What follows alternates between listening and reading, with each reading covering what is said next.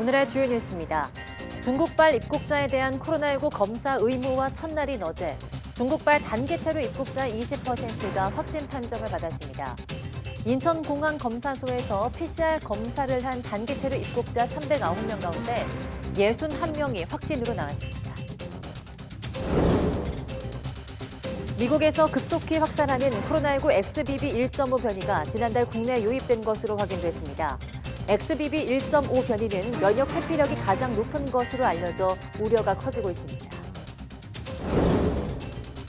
국내에서 처음으로 먹는 임신 중지약 도입을 추진한 제약사가 최근 신청을 자진 철회했습니다. 해당 약은 캐나다 등 60여 개국에서 이미 판매되고 있는 약으로 여성계는 보건당국의 심사 지연에 대해 우려와 유감을 나타냈습니다.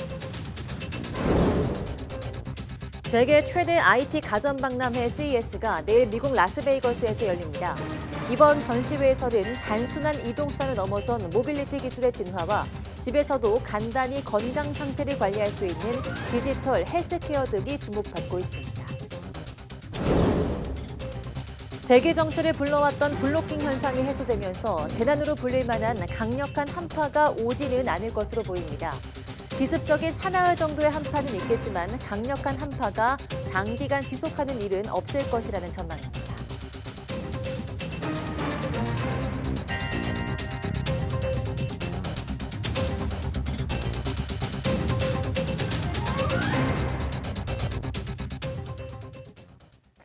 여러분 안녕하십니까? 1월 3일 사이언스 투데이 시작합니다. 오늘 0시 기준 코로나19 신규 환자는 8만 1,056명으로 집계됐습니다. 일주일 전, 2주 전보다 각각 6천여 명씩 적습니다. 화요일 발표 기준으로 4주 연속 8만 명대를 기록했습니다. 신규 환자 가운데 국내 발생은 8만 993명, 해외 유입은 63명입니다. 위중증 환자는 620명으로 사흘 연속 600명대를 나타냈습니다. 사망자는 29명으로 누적 사망자는 3만 2,301명입니다. 중국발 입국자에 대한 코로나19 검사가 의무화된 첫날인 어제 중국발 단기체류 입국자 20%가 확진 판정을 받았습니다. 질병관리청은 어제 중국발 단기체류 입국자 309명을 대상으로 인천공항 검사소에서 PCR 검사한 결과 61명이 확진됐다고 밝혔습니다. 이는 어제 단기체류 입국자의 19.7% 비중으로 5명 가운데 1명꼴로 코로나19에 감염된 셈입니다. 어제 중국발 입국자 전체 인원은 1,052명입니다.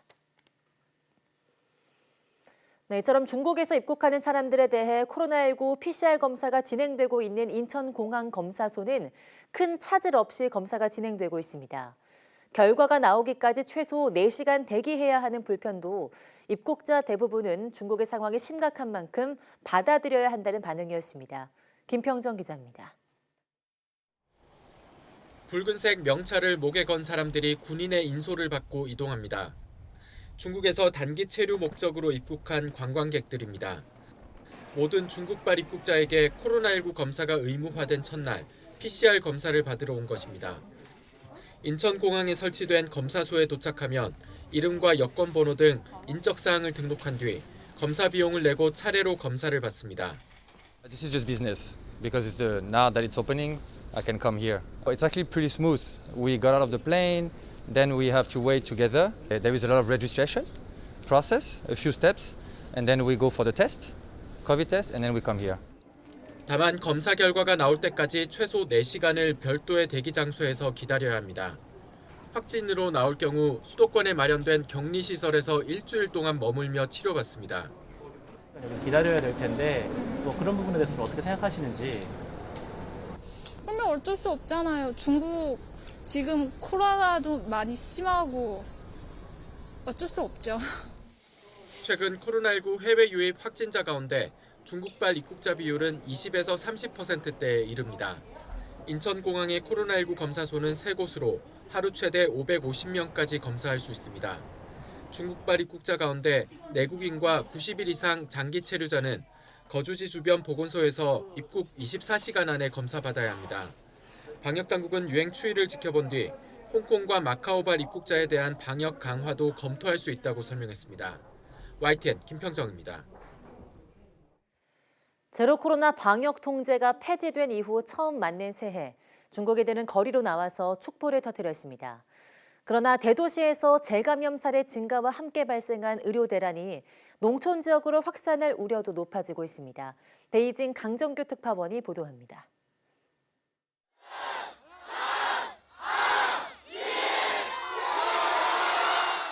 카운트다운과 함께 날린 풍선이 밤하늘을 가득 메웁니다. 3년 전 코로나19 대유행에 문을 열었던 중국 우한의 새해맞이 행사 풍경입니다.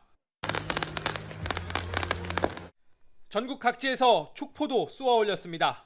중국에선 새해 폭죽 터뜨리기가 금지돼 있지만 군중들은 경찰의 제지에도 아랑곳하지 않습니다.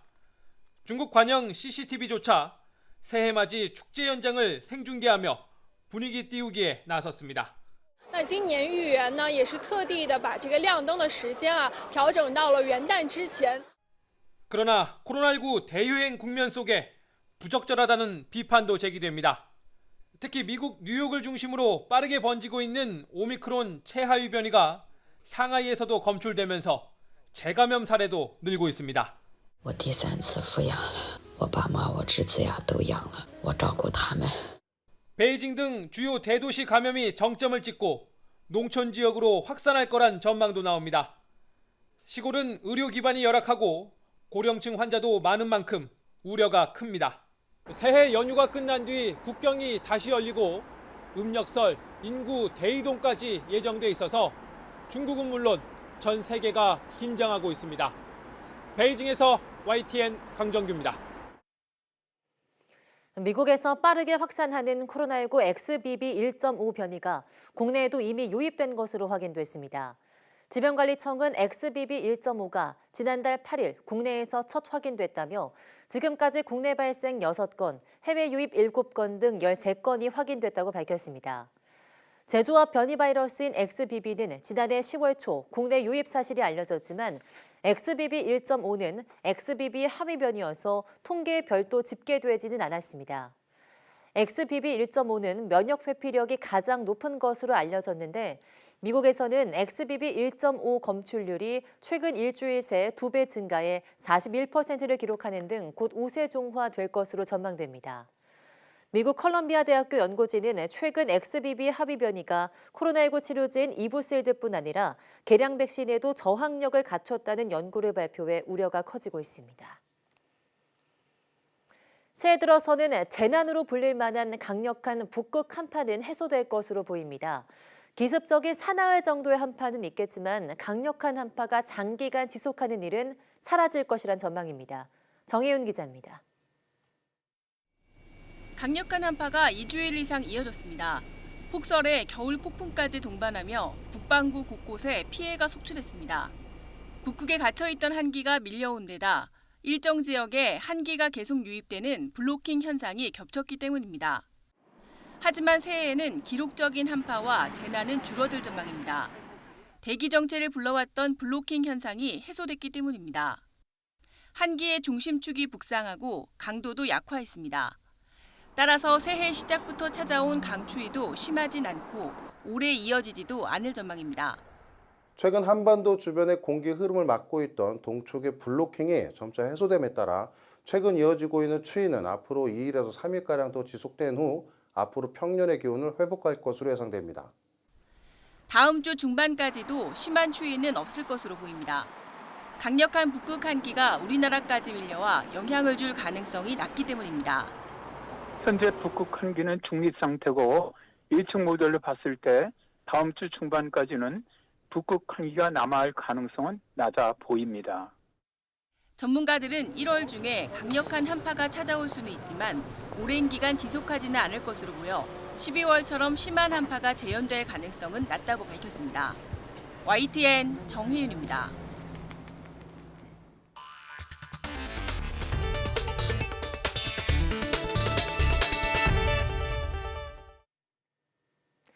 한국항공우주연구원은 달 궤도선 다누리가 지난해 12월 17일 달 궤도 진입 기동 이후 달 상공에서 촬영한 달 표면과 지구 영상 일부를 공개했습니다. 이번에 공개한 영상은 지난달 24일 달 상공 344km에서 촬영한 영상과 또 28일 달 상공 124km에 촬영한 영상 등입니다. 공개된 영상은 다누리에 탑재한 고해상도 카메라로 촬영했으며 달 지표의 크레이터와 지구의 모습을 선명하게 확인할 수 있습니다. 앞서 다누리는 목표 궤도인 달 상공 100km에 안착하기 위해서 지난달 17일 첫 궤도 진입 기동을 수행했으며 이후 27일 안착해 현재 달 상공 100km를 돌고 있습니다. 세계 최대 IT 가전 박람회 CES가 내일 미국 라스베이거스에서 열립니다.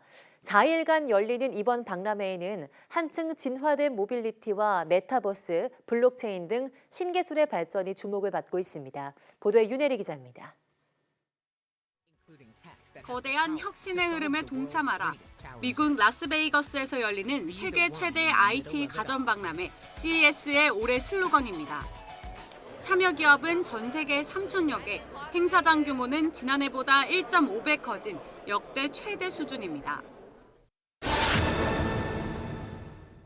주목할 분야는 모빌리티 기술의 진화입니다. 최근 친환경 전기차와 자율주행 기술을 중심으로 자동차 산업의 패러다임이 바뀌고 있기 때문입니다. 차가 단순한 이동수단을 넘어 하나의 생활 공간으로 자리 잡으면서 차량에서 즐길 수 있는 서비스와 기능을 차별화하는 게 핵심입니다. 앞으로 차량 실내에서 콘텐츠를 어떻게 즐길 것인가, 그리고 어떤 서비스가 가능해질 것인가, 어떻게 사용자에게 편리한 사용성을 제공할 것인가, 이런 부분이 이제 중요해질 것으로 생각됩니다. 디지털 헬스케어와 웹 3.0 기술도 새로운 화두입니다. 코로나19 이후 비대면 진료가 일상으로 성큼 다가온 만큼 집에서도 건강 상태를 관리할 수 있는 디지털 헬스케어가 주목받고 있는 겁니다. 메타버스와 블록체인과 같은 웹 3.0 기술을 접목한 다양한 신제품 공개도 기대를 모으고 있습니다. 핵심 가치는 지속 가능성과 모두를 위한 인간 안보입니다. 올해 이례적으로 농기계의 인공지능과 자율주행을 접목해 농기계의 테슬라라고 불리는 존 디어의 존 메이 회장이 기조연설을 맡았습니다. 러시아와 우크라이나 전쟁으로 식량 안보 중요성이 커진 상황에서 첨단 농업 기술이 인류의 식량 문제에 어떻게 기여할 수 있을지가 주된 내용이 될 걸로 보입니다. 우리 기업들의 활약도 눈에 띕니다. 삼성전자는 초연결성을 강조한 생활가전을, LG전자는 고객 맞춤형 기능을 더한 프리미엄 가전제품을 선보일 계획입니다. 이번 박람회에 참여하는 한국 기업은 550여 개로 미국에 이어 두 번째로 많으며 이 가운데 절반 이상은 스타트업과 벤처기업입니다. YTN 윤혜리입니다. 임신 중지, 즉 낙태가 더는 범죄가 되지 않은 이후 국내에서 처음으로 먹는 임신 중지 약 도입을 추진한 제약사가 최근 신청을 자진 철회했습니다. 여성계에선 식약처 심사 지연이 석연치 않다며 우려의 뜻을 나타내고 있습니다. 송재인 기자입니다. 임신 중지 비범죄와 오늘부터 1일! 헌법재판소의 헌법 불합치 판단에 따라 임신 중지에 대해 죄를 물을 수 없게 된 건 재작년 1월부터입니다. 낙태죄가 효력을 상실하게 되자 식약처는 임신 중지약 허가 신청이 들어오는 대로 신속하게 심사하겠다고 밝혔습니다. 6달 뒤 현대약품은 국내에서 처음으로 임신 중지약 허가를 신청했습니다. 출처 이상의 불법약이 온라인을 통해 판매되는 상황이라 여성계에선 크게 환영했습니다. 그런데 허가 신청 1년 5개월 만에 현대약품은 허가 신청을 자진 철회했습니다. 식약처는 현대약품이 안전성 보완 자료를 제때 제출하지 못할 것 같다며 신청을 자진 철회했다고 설명했습니다. 구체적으로 어떤 자료인지는 알려지지 않고 있습니다. 공식적인 입장 외에는 답변을 좀 드릴 수 없다고. 공개 가능할 만한 내용 같지는 않아서 사실. 현대약품이 신청한 임신중지약은 세계보건기구에서 성분을 필수 의약품으로 지정하고 캐나다 등 60여 개국에서 판매되고 있는 약입니다. 그런 만큼 심사가 길어지는 건 다른 이유가 있다는 얘기가 나오기 시작했습니다. 자료 제출도 자료 제출인 게 의사나 약사랑 갈등도 있고 그래서 그런 부분 때문에 늦춰지는 것도 있는 것 같고요. 당장 여성계에선 식약처가 자세한 심사 경위를 공개해야 한다고 촉구하고 나섰습니다.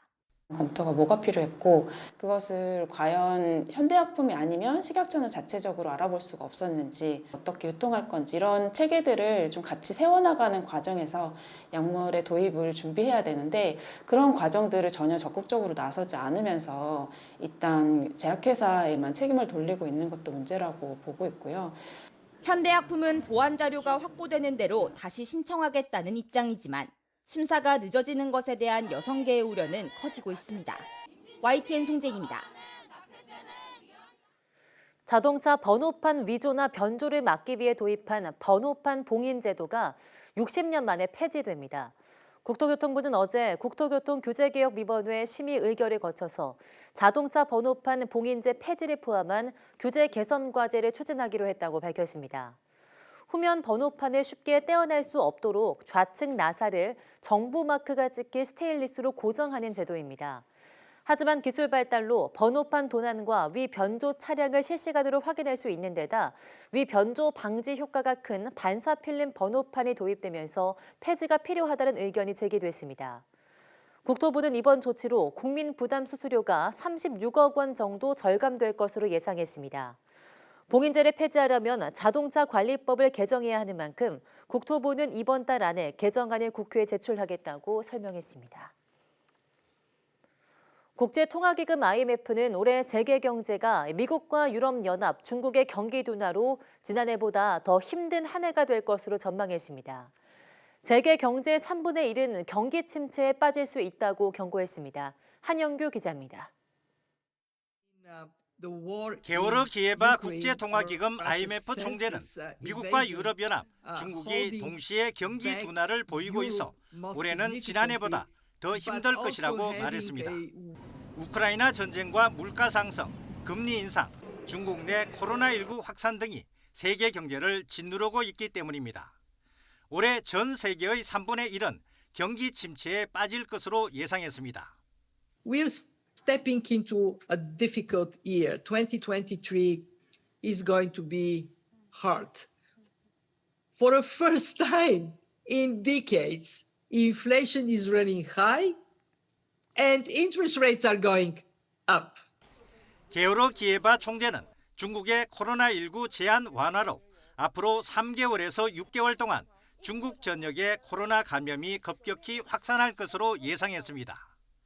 이로 인해 중국의 성장은 물론 세계 경제의 성장에도 부정적 영향을 미칠 것으로 전망했습니다. We are concerned that there is a simultaneous slowdown in the US, in Europe, and in China. And in China in particular, the slowdown is very, very significant. 미국은 노동시장이 상당히 강세를 보여 경기 침체를 피할 것으로 예상했습니다. 다만 노동시장이 강하면 물가를 낮추려 금리를 더 오래 더 긴축해야 할 수도 있기 때문에 양날의 칼이 될 수 있다고 지적했습니다. 국제통화기금 IMF는 지난해 10월 올해 세계 경제 성장률을 직전 7월보다 0.2%포인트 내린 2.7%로 전망했습니다.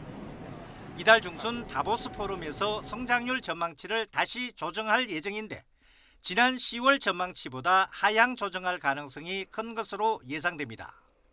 YTN 한영규입니다.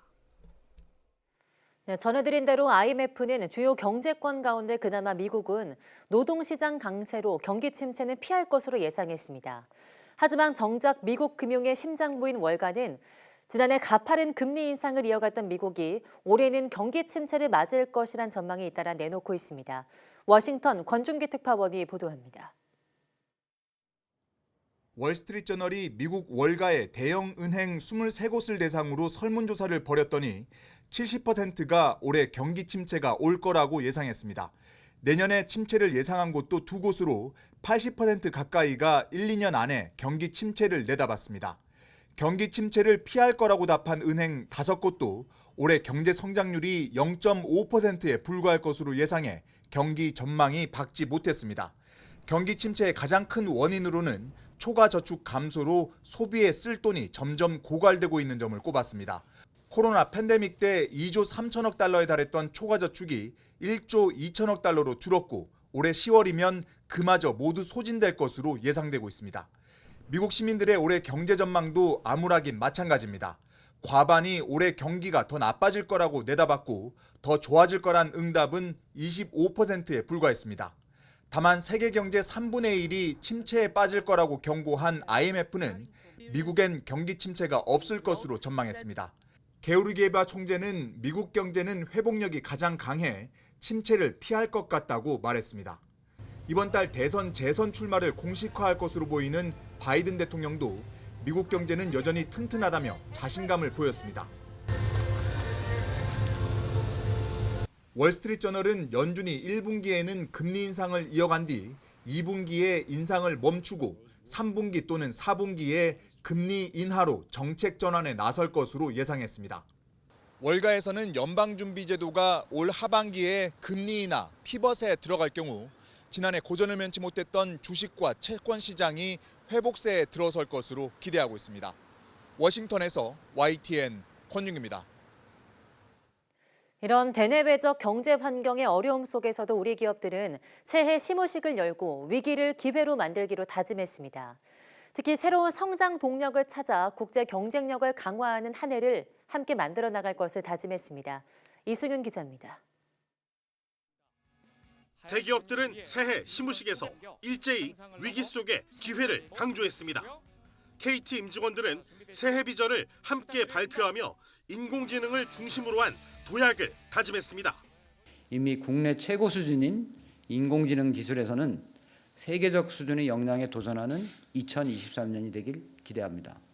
제철소 침수 피해를 조기에 복구한 포스코는 전열을 정비해 안전과 환경, 탄소 중립을 중심으로 국내외의 도전에 맞서겠다는 방침입니다. 수소 플랜트 분야 등 그룹 신성장 사업과 연계한 EPC 역량 확대하고 빈니 팜 정제사업 진출 등 밸류체인 확장을 통해 에너지 메이저 사업자로서의 성장을 본격화해 나갈 것입니다. 삼성전자도 위기 때마다 더 높이 도약했던 지난 경험을 거울 삼아 다시 한번 한계의 벽을 넘을 것을 강조했습니다. 무역보험공사 등 공기업들은 새해에 국가 전략 사업을 통합 지원해 수출 역량 강화에 앞장서겠다는 각오입니다. 수출 중소기업 무역 안전망 확충입니다. 경제가 어려워지면 대기업에 비해 인력 및 자금력이 부족한 중소 중견기업의 피해가 더 클 수 있습니다. 중소기업 중앙회 등 경제단체들은 규제 개선으로 국내 기업들이 한층 더 성장하는 새해가 되기를 기원했습니다. 올해는 경기가 풀려가지고 아무래도 월급쟁이니까 조금 더 급여도 많이 나오고 할 수 있는 그런 대한민국이 좀 성장하고 그런 과실들을 갖다가 전체 이제 어떤 기업이나 근로자나 함께 나눌 수 있는 그런 사회가 되었으면 좋겠습니다. 2023년 개묘년 새해를 맞아 기업인들은 대내외 환경은 여전히 어렵지만 다시 힘을 모아서 경제의 활력을 되살리겠다는 각오를 다졌습니다. YTN 이승윤입니다.